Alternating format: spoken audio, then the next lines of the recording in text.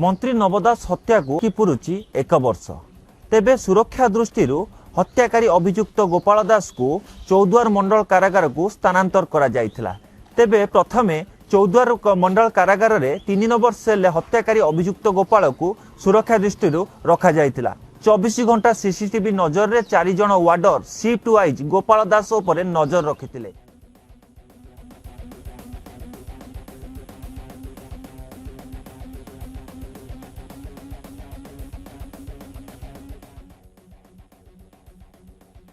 प्रथमे प्रथमे गोपाल दास को देखा मिलता कि जेल 4 कांथ भितर निजको खाप खुआई पारि नथिला, किंतु समयानुक्रमे गोपाल दास से 3 नंबर सेल भितर निजको खाप खुआई सारी एवं जेल 4 कांथ भितर निजको आयतरे रखिछि।